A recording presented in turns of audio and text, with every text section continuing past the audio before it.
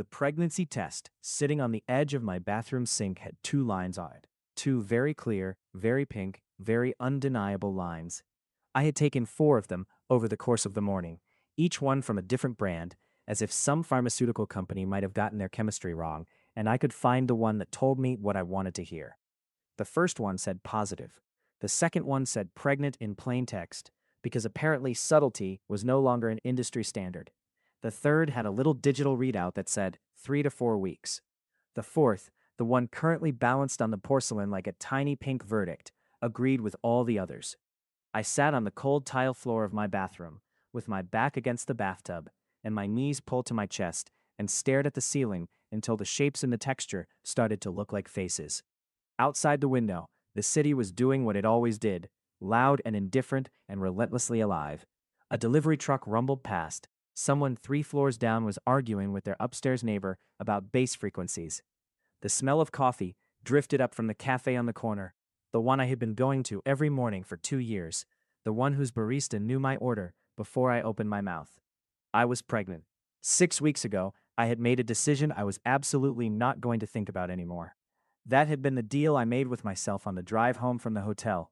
The windows down, even though it was cold, the radio playing something I couldn't hear over the sound of my own heartbeat, still refusing to slow down. I was not going to think about the way he had said my name. I was not going to think about the warmth of his hands, or the specific gravity of his attention when it was pointed entirely at me, like being the only lit room in a dark building. I was not going to think about Jake Austen. I had been thinking about Jake Austen every single day for 6 weeks. And now I was going to have to think about him for considerably longer than that. The industry conference where I met him had been in the kind of hotel that exists in a permanent state of beige, all carpet and mood lighting and the faint smell of recycled air. I worked for Harland and Voss, a mid-sized consulting firm with a good reputation and a flexible remote policy, which was the only reason I had been there at all. My manager, Carol, had sent me in her place because her daughter's school play was the same weekend, and in her words, I was the one who actually read the industry briefs. I was not a social person at conferences. I had a strategy. Attend the morning panels, take meticulous notes, find the free catering, retreat to my room by 9, and answer emails in my pajamas while watching whatever was on television. It was a good strategy. It had served me well for 4 years of professional life as an Omega who preferred the company of spreadsheets to the ambient scent noise of a room full of alphas and betas, all performing their status at one another. The problem with that strategy was that on the second evening, the hotel bar was the only place still serving food, and I had not eaten since noon, and the salmon canapes at the afternoon networking session did not count as a meal, regardless of what anyone said. He was sitting at the far end of the bar when I came in. I noticed him the way you notice a fire in a cold room, that immediate, involuntary orientation of the body toward warmth and light. He was tall, even sitting down, broad across the shoulders in a way that his dark blazer couldn't entirely contain. He had dark hair that looked like it had started the day styled, and then decided partway through to do something more interesting. He was nursing a glass of something amber and reading something on his phone with a small frown that suggested it was either important or annoying, probably both. I sat at the opposite end of the bar and ordered a club sandwich and a sparkling water and pointedly looked at the mirrored wall behind the bar, where the bottles were stacked in neat rows and the lights were warm, and I absolutely was not watching him in the reflection. He caught me watching him in the reflection about 4 minutes later. Not in an embarrassing way. He just looked up from his phone, and our eyes met in the mirror, and he tilted his head slightly, like he was considering something, and then he smiled. It was not a polished practice smile, the kind you see from alphas who know exactly what they are and what effect they have. It was a real one, a little uneven, the kind that has some private amusement in it, and it made something in my chest do a complicated thing that I filed immediately under Do Not Examine. I looked away. I ate half my sandwich. I made a project of being very interested in the label on my sparkling water. "You're at the conference," he said, and when I looked up he had moved, was now 3 seats away, close enough to talk, but not so close it felt like pressure. "I saw you in the panel this morning, the one about regulatory compliance frameworks." "That panel was 2 hours long," I said. "Most of the room left by the first hour." He set his glass down. "You stayed and took notes the entire time." "I take my job seriously. So do I." He offered his hand. "Jake Austen." Daniel Ellison. His handshake was firm without being a demonstration, and he held on just a beat longer than strictly professional, not in a way that felt calculated, but in a way that felt like he simply hadn't finished the thought yet. Up close, he smelled like cedar and something warmer underneath, something that sat right at the edge of my ability to categorize and refuse to move. Alpha. Clearly, but not the sharp, aggressive kind that made the back of my neck want to do something embarrassing. This was the slow burn kind, the kind that accumulated. We talked for 3 hours. I don't know how it happened exactly. I had a theory that it was because he asked questions and actually listened to the answers, which is rarer than it should be. And because he had opinions that were genuinely his own, and not just the opinions of whatever room he had been standing in most recently. He worked in strategic development, he said, which was vague enough that I didn't push on it. He traveled a lot. He read constantly and seemed slightly embarrassed about how much he enjoyed fiction. He had a younger sister he adored and a complicated relationship with competitive chess that he described as a sickness and a gift in equal measure.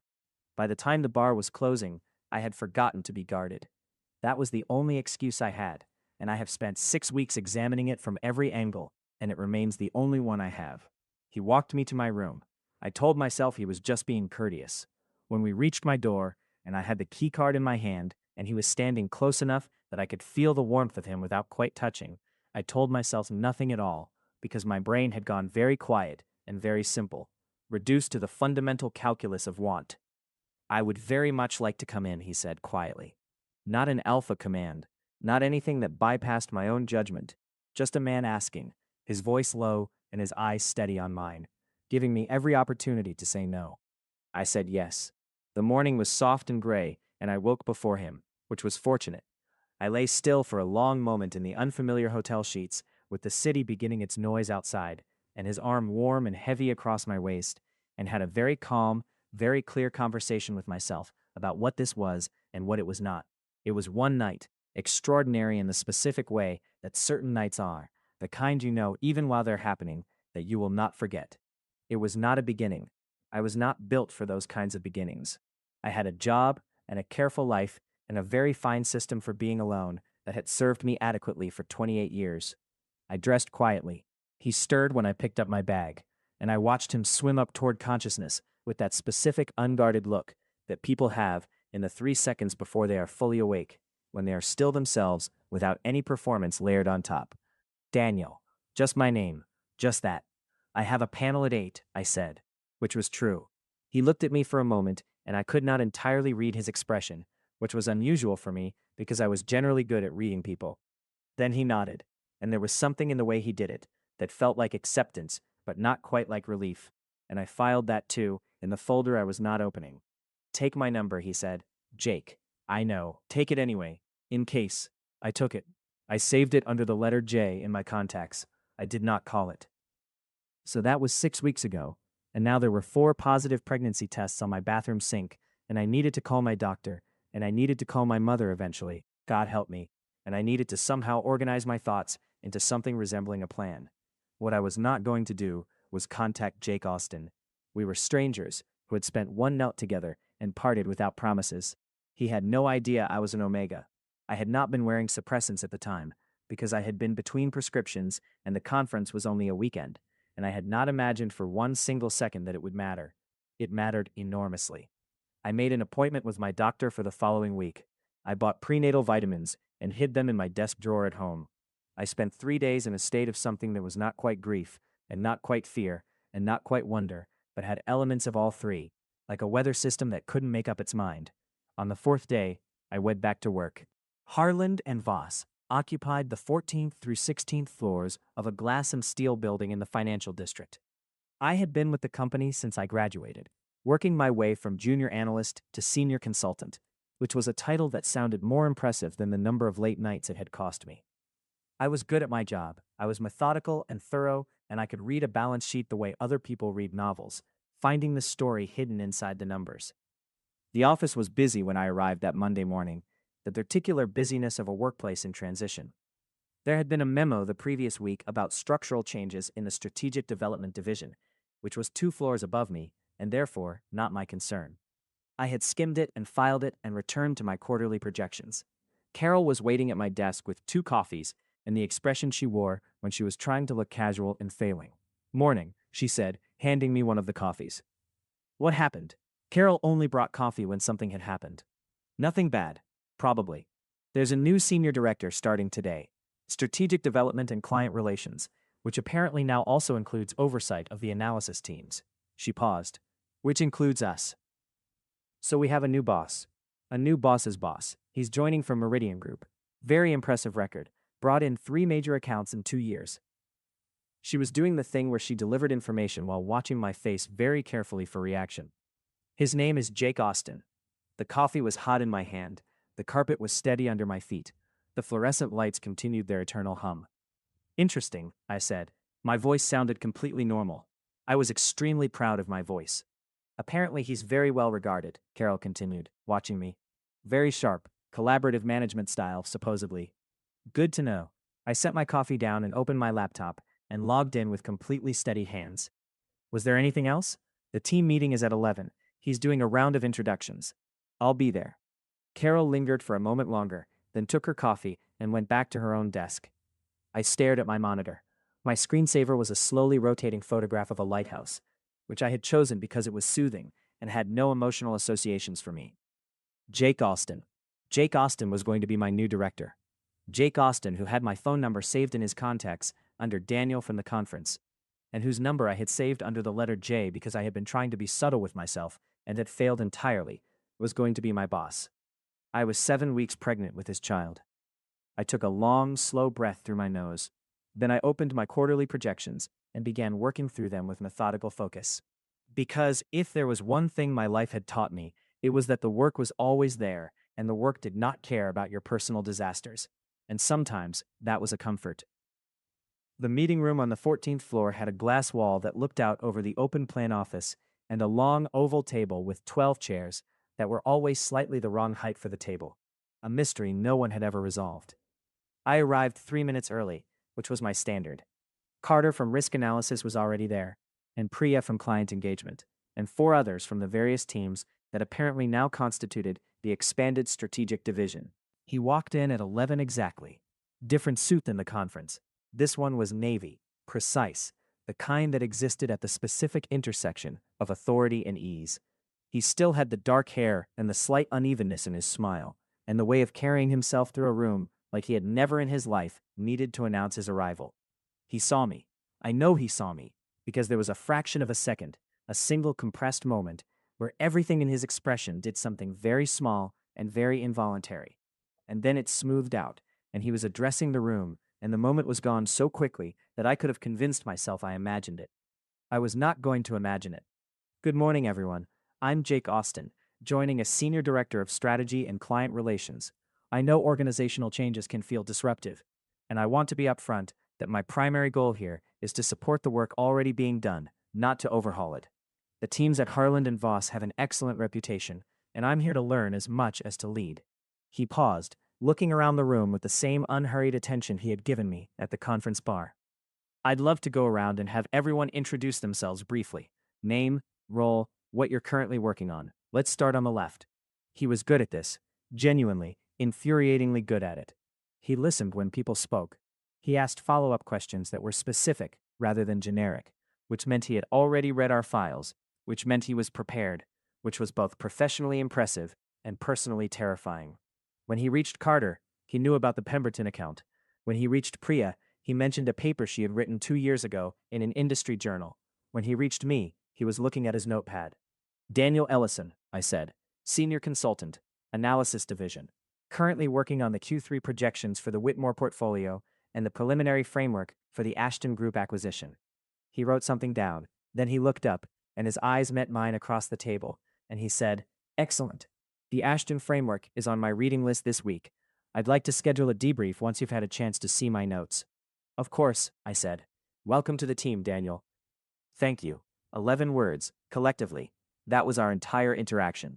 Carol, sitting 2 chairs to my left, glanced at me with a look I couldn't interpret, and I returned my attention to my notepad with the focused calm of a man who had never in his life made a single impulsive decision at a hotel bar. 3 days passed. I avoided the 16th floor with the dedication of someone who had made a careful geographic peace with a large predator. I sent emails, I attended meetings on my own floor. I took the stairs instead of the elevator on the days when I could hear, through some trick of the building's acoustics, that the elevator was stopping on 16. My doctor confirmed the pregnancy at my appointment. 8 weeks along, healthy, all the preliminary markers looked normal. She was kind and thorough and gave me a stack of literature about prenatal care for omegas, which I carried home in my bag and read at my kitchen table with a glass of ginger tea because the nausea had started, low grade and persistent, like a bad radio frequency running underneath everything. She asked about the other parent. I said it was complicated. She did not push. The nausea was manageable in the mornings if I ate something small before I got out of bed, a strategy I had read about online at 2 in the morning during one of the sleep interruptions that were also new. Crackers, plain crackers. I kept a sleeve of them on my nightstand and ate 4 of them before I even sat up, which felt deeply undignified. But the alternative was spending 20 minutes kneeling over the bathroom tiles, and I had too much dignity left for that. At work, I was fine. I told myself I was fine repeatedly, and the repetition helped somewhat. On Thursday, the email came. The subject line was Ashton Group Framework, Initial Notes. The sender was Jake Austin. I stared at it for a full minute before I opened it. It was professional, thorough. He had read the entire framework, and his notes were good, actually very good, the kind of engaged, critical reading that you don't always get from people several levels above you in the hierarchy. He identified 2 structural assumptions he wanted to interrogate and 1 analytical gap that I had noted myself and flagged for a second pass. He wrote in complete sentences with no unnecessary padding. At the bottom below the notes, would Thursday at 4 work for a debrief? I'm free all afternoon. I typed, Thursday at 4 works. Conference room B? He responded within 2 minutes. Perfect. See you then. I closed the email and ate 3 crackers and looked at the lighthouse on my screensaver for a long time. Conference room B was a smaller room on the 14th floor. No glass wall, just 4 chairs and a table and a whiteboard and a window that looked out over the alley between buildings. I arrived 4 minutes early and arranged my notes and reminded myself that I was a professional with 4 years of excellent performance reviews and a genuine expertise in financial analysis, and that whatever this meeting might feel like personally, it was professionally a routine debrief. He knocked on the open door at 4 exactly. Daniel, a nod. He set a folder and a coffee on the table across from me, and I was immediately grateful for the table between us, because the scent of him hit me in a way that my body had apparently decided was different now, amplified, more complex, a cedar warmth that my pregnancy-sharpened senses picked apart like music. I had read that scent sensitivity changed. I had not been emotionally prepared for this particular application of that fact. Jake, I kept my voice level. Thanks for the notes. They were thorough. The framework is strong. The gap on page 12 is the one I want to start with. He opened his folder. No preamble, no circling. Straight to the work. I found this both professionally ideal and a minor mercy, because small talk would have required a version of me that was currently unavailable.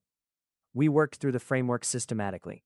He challenged assumptions without dismissing the underlying logic. When I pushed back, he listened and conceded 2 points and held firm on the third with reasoning I could not fault. His handwriting in the margins of my document was small and precise, and occasionally illegible when he was moving fast. At some point in the second hour, something in the meeting room shifted. Not dramatically, just that the professional distance between us, maintained so carefully on both sides, had gotten slightly thinner without either of us doing it deliberately. We were leaning toward each other over the documents. His voice had dropped a register without him apparently noticing. He stopped mid-sentence. Daniel, he said, and it was a different word than all the other times he had said my name that afternoon. Quieter, more careful. The assumption on the discount rate, I said, not looking up from the document. A pause. Right. He went back to the document. We finished at 6. Neither of us had noticed the time passing. He gathered his notes, and I gathered mine, and we stood up at the same time on opposite sides of the table. And for one very full second, we were just 2 people standing in a small room, looking at each other. Good meeting, he said. Yes, I agreed. Same time next week for the second phase? I'll send a calendar invite. He nodded. Started toward the door. Stopped, one hand on the frame, with his back half to me. How are you? Not a casual question, the specific gravity of someone who actually wants to know. I'm well, I said. Professional question or personal one? He turned, and the small, uneven smile was there. Just briefly. Both, I suppose. Professionally, I'm making good progress. Personally, I'm managing. He held my gaze for another moment. All right. And then he was gone, and I sat back down in my chair and breathed very carefully through my nose until the room smelled like conference room again, industrial and neutral and safe. 9 weeks, 10 weeks, 11. The nausea began to ease by 10 weeks, which was a mercy, replaced by a hunger so specific and relentless that I began keeping a detailed internal inventory of what my body wanted and when. This was inconvenient at work, but manageable. I ate small meals at my desk. I took the stairs slowly now, which I attributed to bad knees when Carol raised an eyebrow. My body was changing, slowly at first, and then with increasing commitment. I was not showing at 10 weeks. Not really. Just a softness at my middle that I could explain away with a looser shirt, a higher waistline, the kind of thing you only noticed if you were looking. I wore layers. I bought 2 sizes up in my work trousers and told myself it was about comfort, which was true in ways I didn't want to fully enumerate.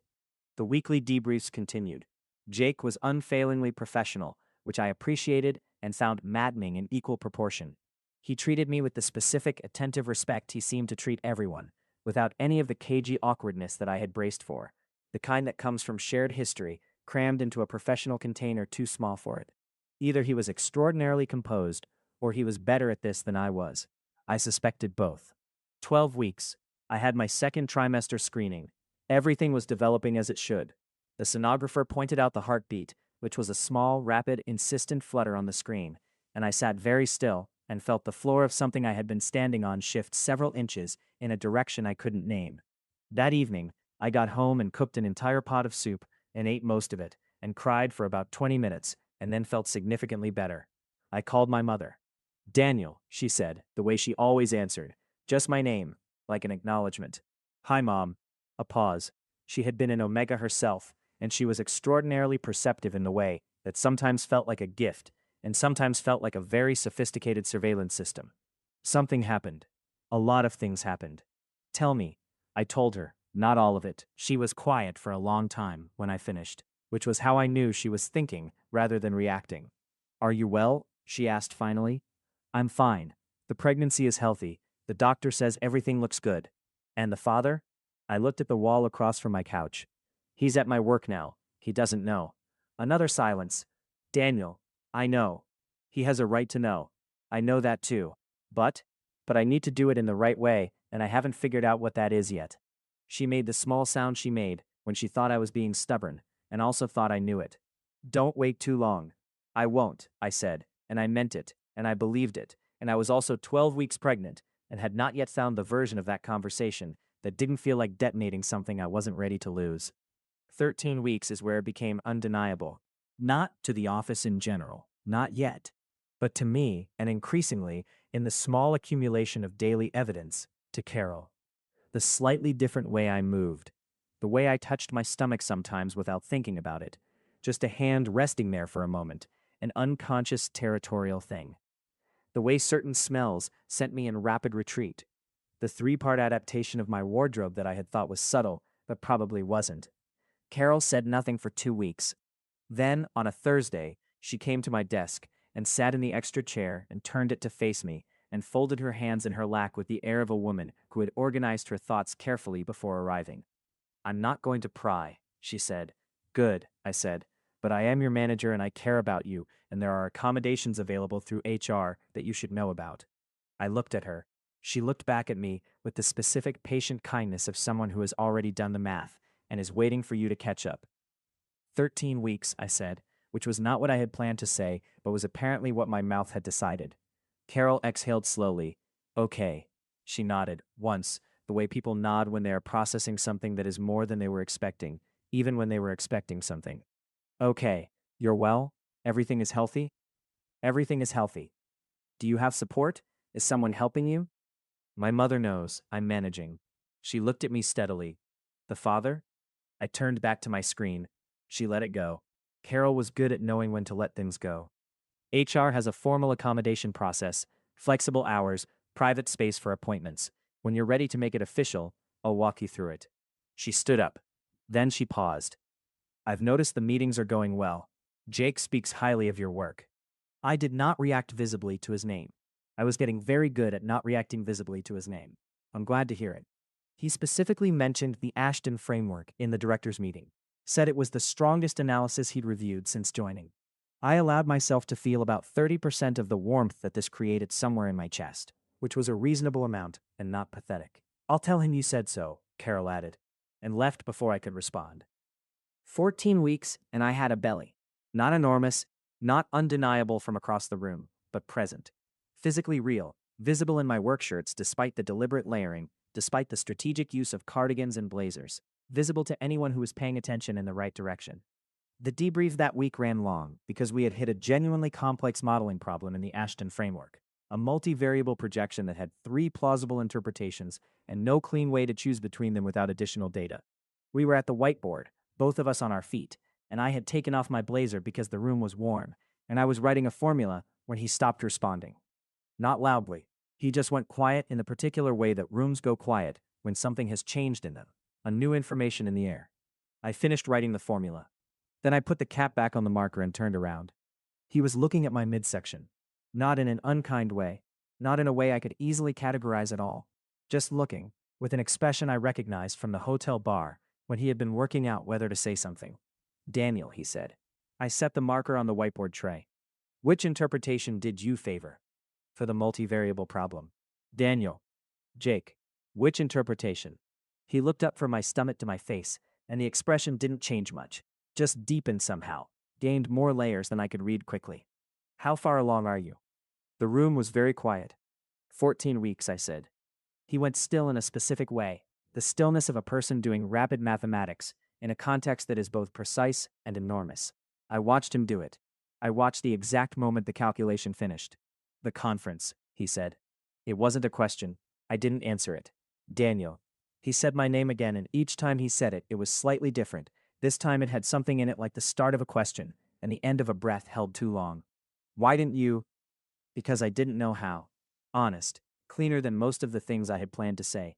He pressed 2 fingers to his forehead, briefly, not in frustration exactly, more like someone reorganizing a very full shelf. Then he dropped his hand and looked at me.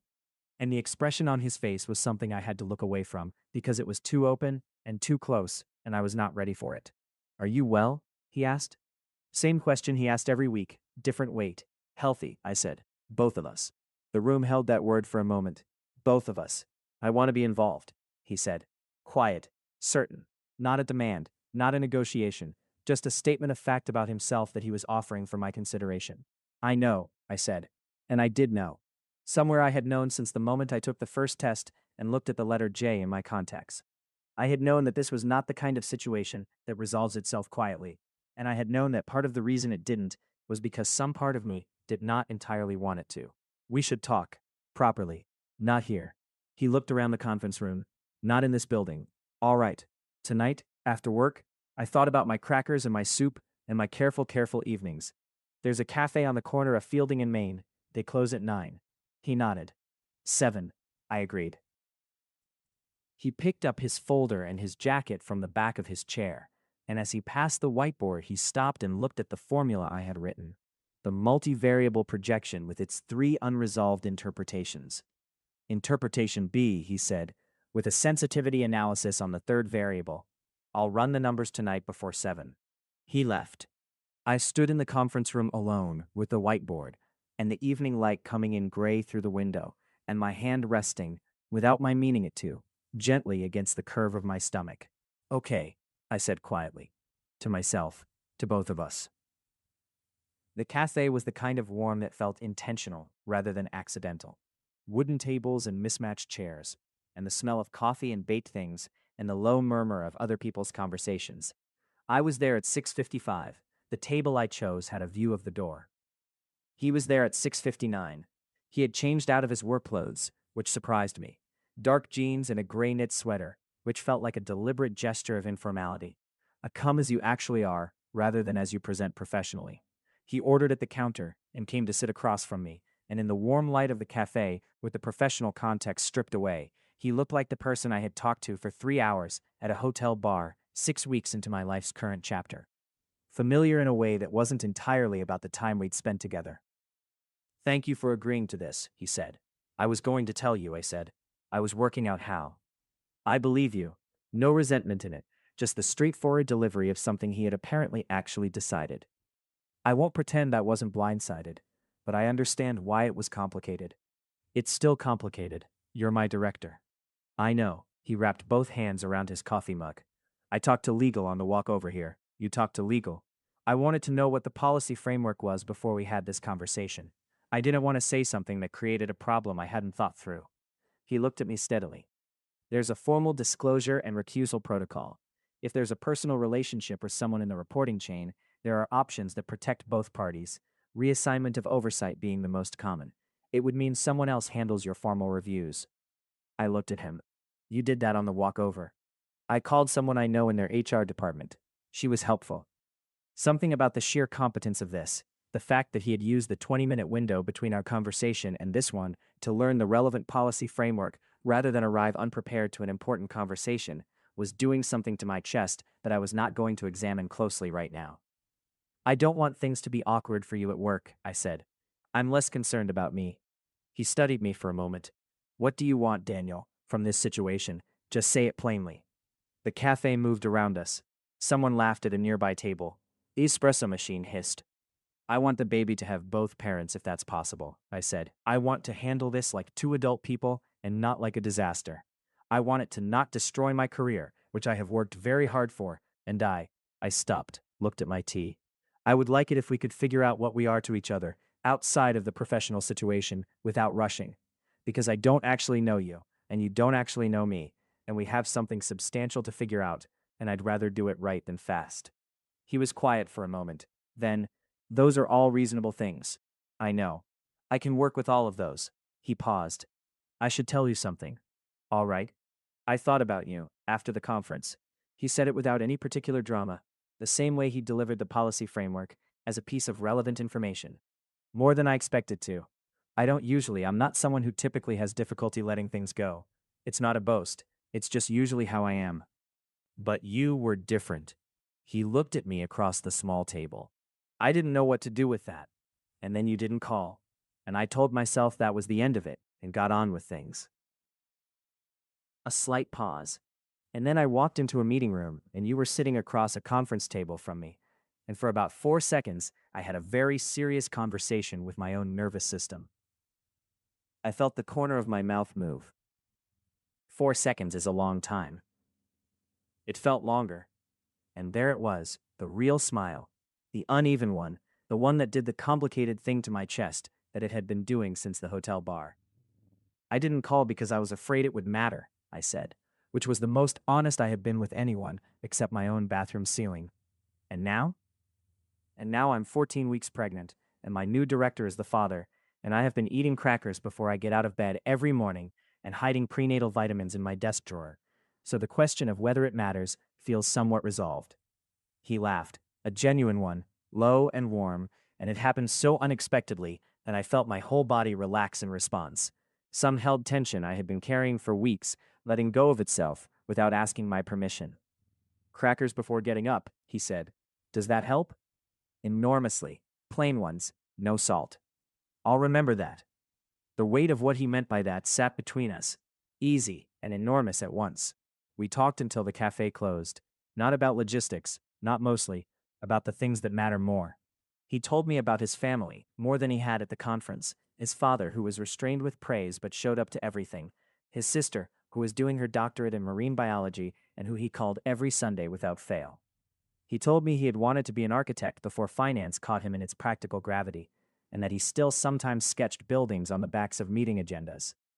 I told him about my mother's herb garden and the way I had learned to read as a very young child and then essentially not stopped, and about the year after university when I'd been terrified I had chosen the wrong path until I sat down with a particularly complex financial model and felt for the first time the specific pleasure of a system yielding its logic to careful attention. I told him about the way the number spoke to me like a language, and he listened with the same quality of attention he gave everything, complete and unhurried. Outside, the city was doing its nighttime version of itself, fewer people and lower sounds and the particular light of street lamps on wet pavement. He walked with me to the corner where I turned toward my building. Same time next week, he said. Not for work. Not for work, I agreed. And then, very carefully, he reached over and tucked a loose end of my scarf more securely, a gesture so small and domestic that it caught me completely unprepared. His fingers barely touched my shoulder. Get some rest, he said. Both of you. I walked home through the street lamp light and the cool air and my own heartbeat, which had decided to make its presence known in a way it hadn't for 6 weeks, and thought about the word both, which he had used twice now in the same evening, the same careful, deliberate inclusion. We told HR the following week. Jake handled the disclosure with the thoroughness I was coming to understand was simply how he approached everything, carefully documented, policy compliant, nothing left vague. My formal reviews were transferred to Carol, which had been the case in practice for years anyway. Professionally, almost nothing changed. Personally, everything was shifting, quietly and steadily, the way seasons shift, not dramatically, but with a momentum that becomes undeniable when you look back and realize what is different. We had dinner on Wednesdays, not in restaurants that felt like dates, not at first. The cafe, or the Thai place 2 blocks from my building, or occasionally his apartment, which was organized with the same precision as his professional life, but had more books than I had expected, and a ridiculous collection of chess puzzles printed and pinned above his desk. He cooked well. Simple things, confidently executed. I was 16 weeks when I reached across the table for the last piece of bread, and he got there at the same moment, and we both stopped, hands near each other's, and looked up, and he turned his hand so that his fingers closed around mine instead. We stayed like that for a moment. This doesn't have to be complicated, he said quietly. It's already complicated, I pointed out. I mean between us. The rest of it is complicated. This part could be simple, if we let it. I looked at our hands on the table. I'm not sure I know how to be simple. I don't think you mean simple. I think you mean uncomplicated. He turned my hand over in his, studying it like it was a document worth reading carefully. Nothing about you is simple. That's not what I meant. What did you mean? I meant we don't have to perform uncertainty if we're not actually uncertain. I was quiet for a long moment. What are you certain of? He looked up from my hand. That I want to be here. That I have wanted to be here since the moment I saw you across that conference room with your notes and your sparkling water and your very determined intention to not be interested in talking to me. I was interested, I said. I know, it was very obvious. That's rude. I thought it was charming. He wasn't smiling, but the voice was doing the thing that was the equivalent of a smile. I'm certain about you, Daniel. Whatever arrangement or timeline you need, I'm not going anywhere. He paused. That's what I'm certain of. What about you? I looked at him across the table, his hand warm around mine, the restaurant moving around us in its cheerful indifference. 16 weeks pregnant, my body rearranging itself around a new life, my carefully organized professional world shuffled into a new configuration. Everything was different than it had been 4 months ago. Everything was more. I'm certain I don't want you to go anywhere, I said. He brought my hand up and pressed his mouth to my knuckles, which was a gesture so quiet and definite that it knocked the breath out of me in a very dignified way. Good, he said. Then we're agreed. 18 weeks and I had a proper bump. Not enormous by any measure, but round and present and entirely impossible to camouflage. I had stopped trying, which was its own kind of relief. I had made the formal announcement to the team, which Carol had helped me prepare, brief and factual, and receiving the kind of response that ranged from warmly congratulatory to professionally neutral, all of which was fine with me. Jake had not been in the announcement meeting because we had decided together that the professional and the personal were their own distinct territories and deserved to be maintained clearly. At work, we were director and consultant, nothing more. He addressed me by my last name in group settings, and I addressed him by his. And if there was occasionally something in the corner of a shared glance that contained more than professional regard, neither of us imported it into the meeting agenda. Outside work was different. Outside work, he came to my doctor's appointment at 20 weeks. I had not asked him, and he had not announced it. He had simply said the date and time and looked at me, and when I nodded, something in his shoulders settled that had apparently been waiting for that.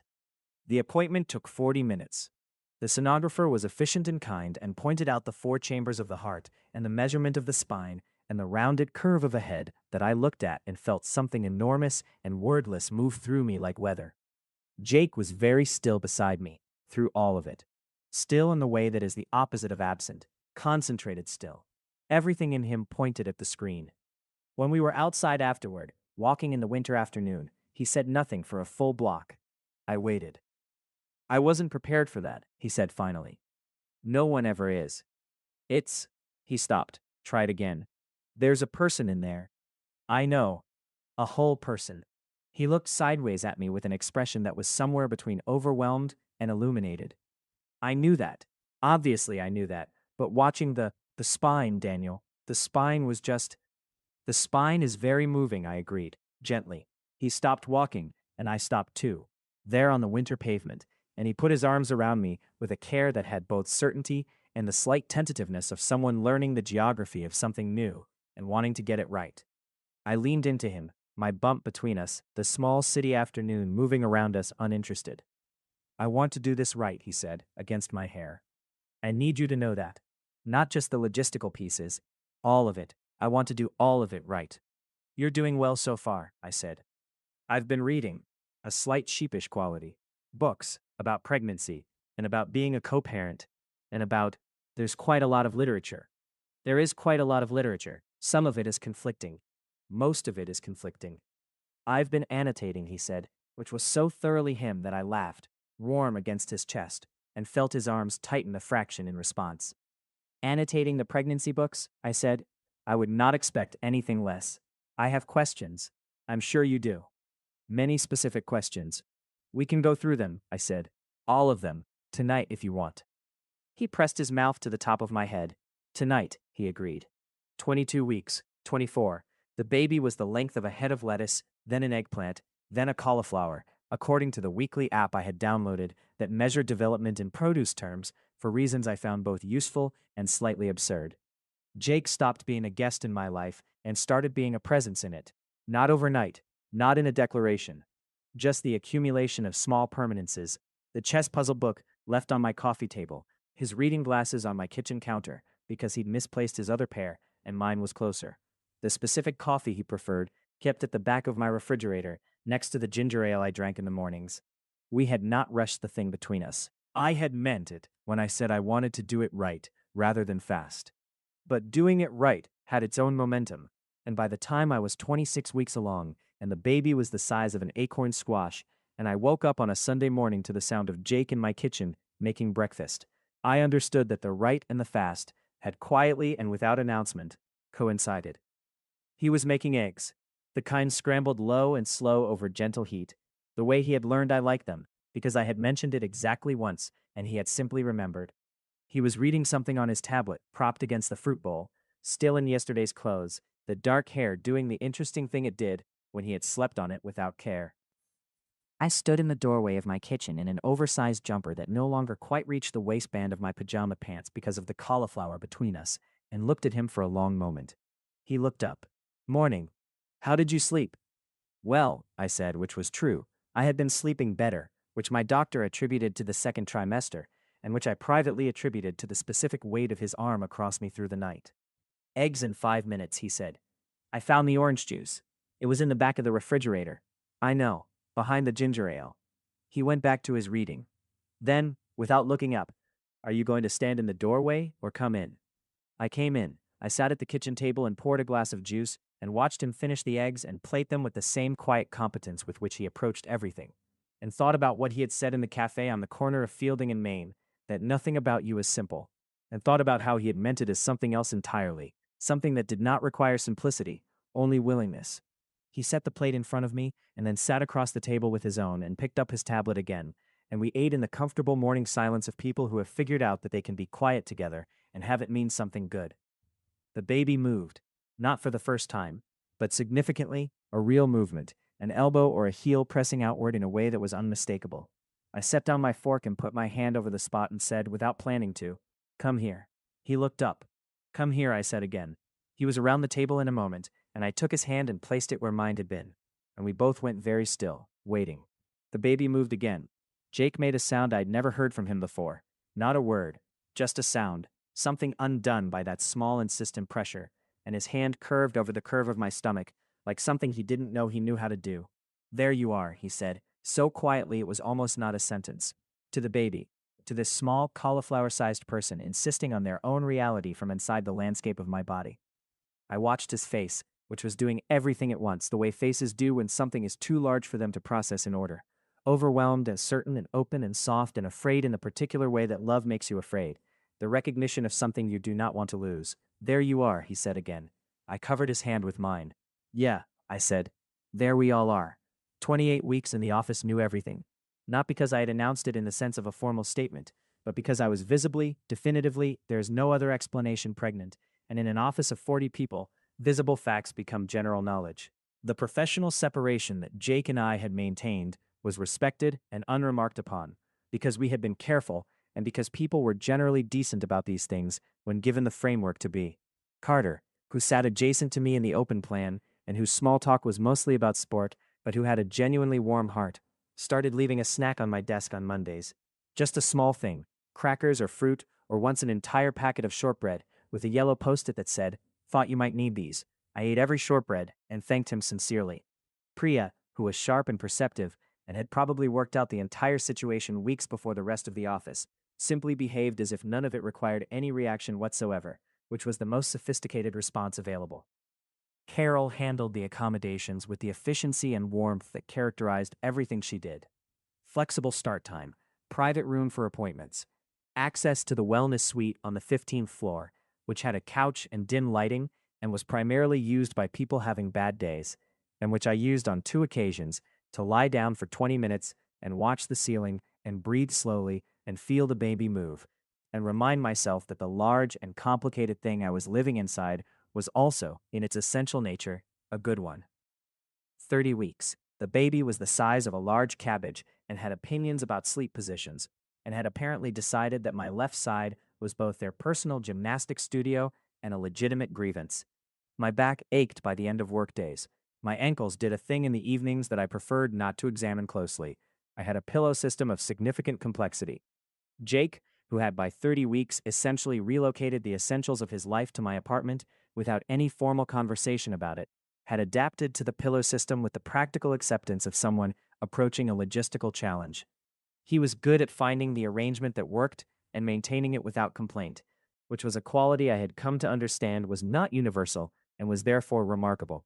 He had also, quietly and without announcement, taken over the Sunday evening meal prep for the week, the precise and efficient use of 2 hours to produce food that required minimal effort on weekday evenings. I had not asked him to do this. I had come home one Sunday to find my refrigerator organized with labeled containers and had stood in the kitchen doorway with a complicated expression on my face that he had noticed. "You have enough to manage," he said, not looking up from the thing he was writing at my table. It made sense. "Jake? Thank you." He looked up then, studied me for a moment with a particular attention that still had not lost its capacity to make me feel thoroughly seen. "You're welcome," he said, then returning to his work. "There's soup for the week and the pasta dish you liked. Don't eat all the soup in the first 3 days. I make no promises about the soup." I know. Fond and resigned. I made extra. At 32 weeks, he asked me something important. Not in a formal way, not with any preceding pageantry. We were sitting on my couch on a Wednesday evening, his feet on the coffee table, and mine in his lap because my ankles were doing the thing, and he was reading one of the chess puzzle books, and I was finishing a report I had been putting off, and the apartment was quiet, with the particular quiet of 2 people who have run out of the need to fill silence. "Daniel? I'd like us to live together, properly. Not the way we're doing it now, where half my things are here, and I still pay rent on an apartment I sleep at twice a week." He paused. "This is already what we are. I'd like it to be official." I looked at him. He was looking at the chess puzzle book with the expression he had when he was pretending to be more casual than he was. "Is that a question?" I asked. "It's a preference that I'm prepared to negotiate into a question if that's what you need." Something warm and certain settled through me. "It's yes," I said. "If you were negotiating it into a question, the answer would be yes." He looked up from the chess book. "I'd like that," I said. "I'd like it to be official." He put the chess book down and reached over to where my hand was resting on the report and covered it with his, and we sat there in the quiet apartment with the city doing its evening things outside and the baby doing their evening gymnastics inside, and something between us that was past the stage of becoming and had arrived, quietly and without ceremony, at what it simply was. "We'll need a bigger place," he said. "We will. I've been looking. There's a building on Callaway Street with 3 bedrooms and a study and a view of the park. You've seen a specific building." I've seen several. Callaway Street is the strongest candidate on the metric of location, space, and natural light per square foot. He paused. Also, it has a nice kitchen. You considered the kitchen separately. You cook better than I do, and you deserve a kitchen that supports that. I looked at him for a long moment.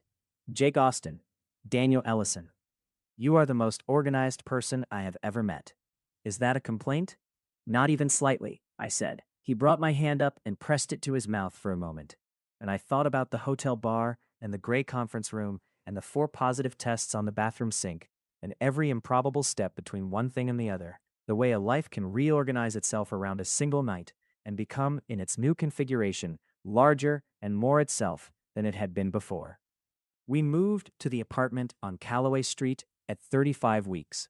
This was, my mother pointed out, not ideal timing, and she was correct. But the lease started when it started, and we were both practical people. Jake did the physical work with the help of his colleague and friend Marcus, who was large and good-natured, and who accepted the revelation of Jake's domestic circumstances with the philosophical equanimity of someone who had seen most things. You, Marcus said to me, sitting at my new kitchen counter, while Jake and the moving company assembled furniture in the other room, are very calm for a person who is 35 weeks pregnant and moving house on the same day. I've been calm the whole time, I said. It's a coping mechanism. Marcus considered this. Is it working? Extremely well most of the time. And today? I'm choosing not to examine today too closely until it's over. He nodded approvingly. Smart man. He accepted the coffee I pushed across the counter. He talks about you. Jake. He's not one for saying much. You know how he is. But when he does say something, lately it's been you. Just thought you should know. I looked at the kitchen wall. The paint was a very neutral gray that I already planned to change to something warmer. He's a good person, I said. The best one I know, Marcus said, which is why I'm very glad he found a good one too. From the other room, Jake's voice. Marcus, I need you in here. Coming. He took his coffee. At the kitchen door, he paused. I'll call you Ellison, if that's all right.